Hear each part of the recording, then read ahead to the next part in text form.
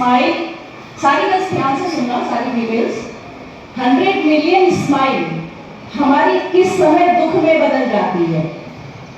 मैं अपनी बात को यहीं से स्टार्ट करूंगी। 100 मिलियन स्माइल हमारी दुख में बदल जाती है जब किसी के पास हमारी पर्सनल जानकारी चली जाती है, स्पेशली फीमेल्स की। तो मैं विमला नेगी साइबर सेल कोटद्वार से आज आपको साइबर क्राइम के बारे में और साइबर से बचाव के बारे में कुछ टिप्स दूंगी। तो सभी लोग बहुत ध्यान से देना, सुनना मेरी बात को। आप लोगों का टाइम भी बहुत कीमती है, आप इस समय स्टडी पीरियड में है और हमारा टाइम भी बहुत कीमती है। मैं अपना ऑफिस छोड़ के आपको कुछ जानकारी देने आई।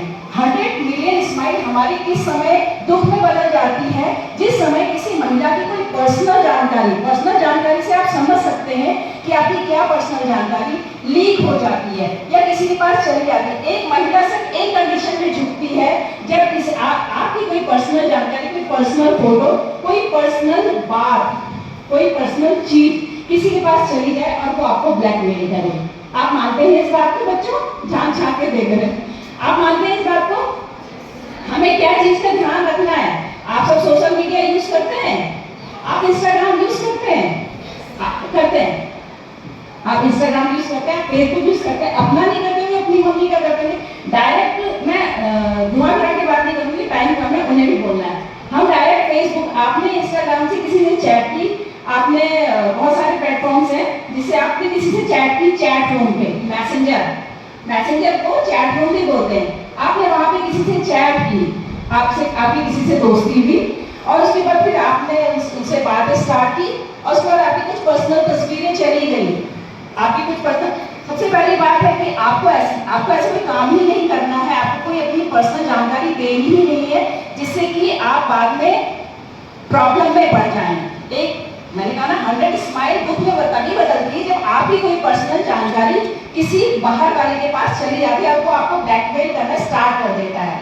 तो सबसे पहली बात है कि चैट रूम में आप डायरेक्ट सोशल मीडिया में नहीं डालते हैं। जो गर्ल्स होती हैं, जो फीमेल्स होती हैं, वो थोड़ा सा इमोशनल होती हैं और बहुत जल्दी बहकावे में आ जाती हैं। ये नेचुरल ट्रुथ है। प्रकृति ने महिलाओं को और फीमेल्स को ऐसा बनाया है कि वो बहुत जल्दी इमोशनल हो जाती है क्योंकि उनके अंदर मैटर्निटी होती है। तो वो किसी की बातों बहुत जहाज़ों में आ जाती हैं। सामने वाले ने आपको विश्वास में लेके आपकी तस्वीरें ले ली, उस पर फिर वो आपने तो नहीं डाली उसे सोशल मीडिया में, आपने उसे चैट रूम में दी, मैसेंजर के थ्रू दी। पर धीरे से जैसे ही आपको उससे थोड़ा सा अनबन स्टार्ट हुआ, उसने आपकी जो फोटोज थी, जो अच्छी नहीं थी, असली टाइप की फोटोज थी, उसके थ्रू उसने आपको ब्लैकमेल करना स्टार्ट कर दिया। ठीक है, ब्लैकमेल किया, पर यहाँ के बाद आप एकदम से अकेले हो गए। अभी तक आप खुश थे, कोई दिक्कत नहीं थी, पर जैसे ही ये सिलसिला स्टार्ट हुआ ब्लैकमेल का, आप अकेले हो गए। आपको अकेले नहीं होना है, कोई एक पर्सन हो, उसे आप बताओ, हमारे पास आओ। आप कोटद्वार में रहते हैं, कोटद्वार के अंदर साइबर सेल है, आप डायरेक्ट साइबर सेल में आइए, हमें कंप्लेन कीजिए। अगर उससे भी नहीं होगा, 1930 पे कंप्लेन कीजिए। 1930 पे आप जब कंप्लेन करेंगे, आप इसे ऑनलाइन साइबर पोर्टल पे भी कंप्लेन कर सकते हैं। इसमें एक हेड है सेक्सुअल हैरेसमेंट या सेक्सुअल एक्सप्लॉयटेशन का, तो इसमें आपका नंबर और आपकी पहचान छुपा दी जाती है, जैसा कि मैम ने बताया कि क्लाइंट्स के थ्रू, तो ये उसी के अंडर आता है। ये तो रही इसकी बात। अच्छा, अभी सर बता रहे थे एपीके फाइल। एपीके फाइल एक ऐसा स्पैमिंग सिस्टम है जो कि सिर्फ एंड्रॉइड के लिए बनाया गया है। एपीके फाइल को आपके मोबाइल में डाल दिया जाता है क्योंकि ये प्ले स्टोर में अवेलेबल नहीं है। एपीके फाइल एक ऐसी फाइल है, जब स्पैमर ये आपके मोबाइल में डालता है, ये किसी भी रूप में डाल सकता है, बैंक कर्मी बन के, बैंक का ऐप बन के, लोन ऐप बन के, या आपके पढ़ाई के लिए जो भी आप लोग स्टडीज के लिए ऐप यूज करते हैं वो बन के आपके मोबाइल में डाल देता है। ठीक है, आपके पास अकाउंट नहीं है, पर आप घर जाके अपने पेरेंट्स का ही मोबाइल यूज करते हैं। ऑनलाइन क्लासेस के लिए व्हाट्सएप पे अपने पेरेंट्स का मोबाइल यूज करते हैं ना, तो आपके पेरेंट्स के आपको जैसे ही वो एपीके फाइल आई तो आपके मोबाइल में उसने सारा एक्सेस ले लिया।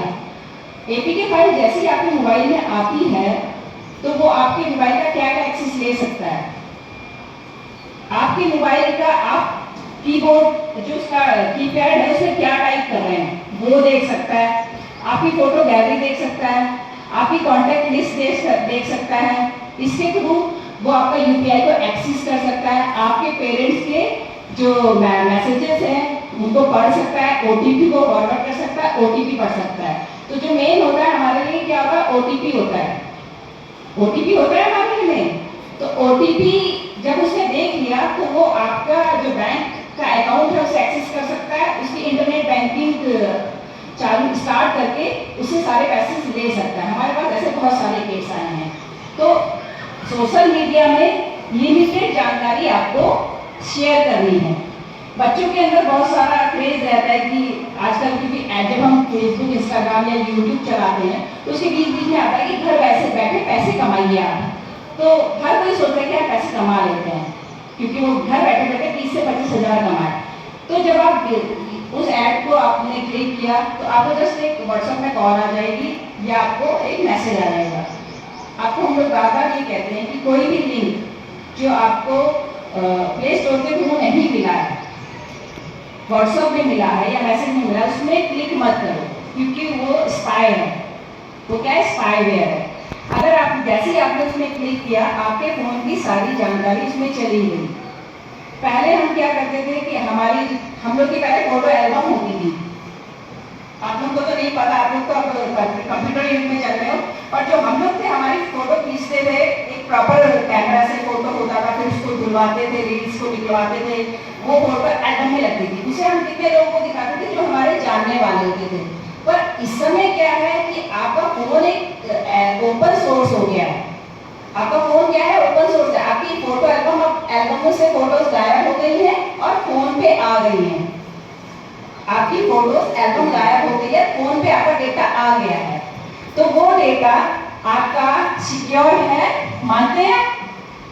जीमेल यूज करते हैं, जीमेल यूज करते हैं। घर पे जो एंड्रॉइड बिना जीमेल के नहीं चलता है। जब तक आप जीमेल लॉगिन नहीं करेंगे तो एंड्रॉइड नहीं चलेगा। आप जीमेल यूज करते हैं। गूगल कहाँ का है आपको पता है? गूगल अमेरिका का है, व्हाट्सएप अमेरिका का है, इंस्टाग्राम अमेरिका का है, और फेसबुक भी अमेरिका का है, और जितने भी सोशल मीडिया है वो सारे मतलब अधिकतर अमेरिका। इंडिया ने भी अगर अपना कुछ ऐसा बनाया नहीं है।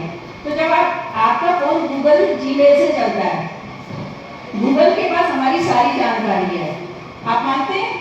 नहीं, आपकी जानकारी है या आप ऐसी कुछ भी अपने फोन पे डाल देते हैं? जैसे बताया ना कि अपनी कोई भी ऐसी पर्सनल फोटो फोन पे लॉक करके छुपा के मत रखना जो कि लीक हो जाए, क्योंकि डेटा हर वक्त लीक होता है। अब मैं इसको आपको एक आसान भाषा में समझाती हूँ। जब हम बैंक में पैसा जमा करने जाते हैं तो वो पैसा कहाँ जमा होता है? बैंक में, बैंक की तिजोरी में। हम घर पे पैसा रखते हैं तो कहाँ रखते हैं? तिजोरी में। अगर मैम के पास पैसा कैश है तो मैम ने अपने पर्स में रखा हुआ है पैसा, है ना मैम? अगर कैश है तो। पर जब हमारे पास कैश नहीं है पैसा तो डिजिटल हो गया। जब पुराने जमाने में हम अभी भी हम जब जाते थे बैंक में पैसा जमा करते थे, बैंक से कहीं तो रखता होगा। मेरे पास कुछ कैश है तो मैं अपनी पॉकेट में रखूंगी, मैम के पास है तो मैम ने पर्स में रखा। तो बैंक भी तो उसे कहीं रख रहा है। बैंक ने उसे कहाँ रखा? तिजोरी में रखा। और अगर वो पैसा डिजिटल है, ध्यान से सुनना, डिजिटल कहा मैंने, डिजिटल पैसा जब रखा गया तो डिजिटल रूप में है। डिजिटल कैसे चल रहा है? इंटरनेट से चल रहा है। मेरे और मेरे बैंक के बीच में, मेरा और मेरे बैंक से कैसे कनेक्शन हो रहा है? इंटरनेट के थ्रू। इसको आप किसी भी चीज में ले सकते हैं, आप फेसबुक से ले सकते हैं। ऐड करो, सोच समझ के किसी के साथ बात करो और सोच समझ के अपना डेटा शेयर करो।